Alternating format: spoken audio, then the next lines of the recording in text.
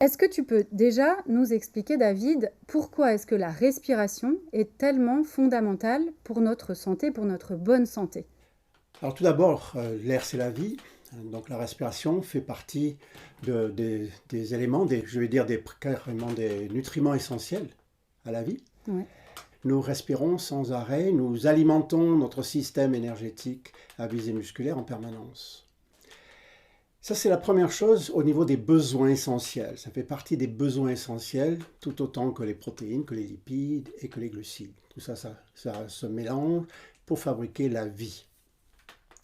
Et puis ensuite, la respiration en tant qu'action de respirer. Là, cette première explication est une explication plus chimique, plus biochimique. Mais il y a aussi une action, je veux dire, plus mécanique, de ce qu'on appelle la ventilation.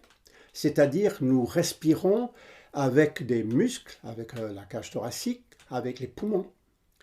Et ce système respiratoire fait partie d'un des grands systèmes de gestion de l'adaptation à l'environnement et de la vie aussi. Il en est de même du système cardiovasculaire, le cœur et les vaisseaux. Et nous avons besoin de ces deux systèmes.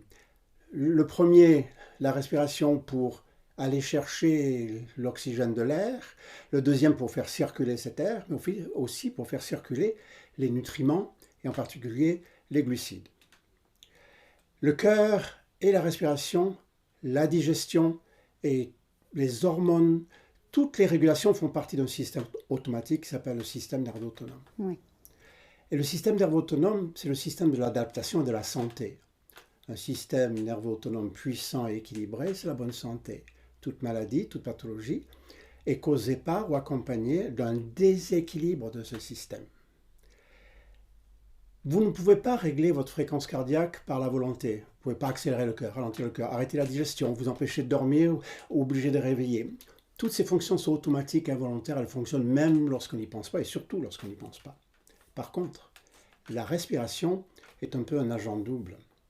Il fait partie du système automatique et involontaire, mais par la volonté, je peux respirer plus vite, plus lentement, par le haut du thorax, par l'abdomen, des respirations profondes, arrêter un peu, pas longtemps, mais on a un certain contrôle sur la respiration par la volonté.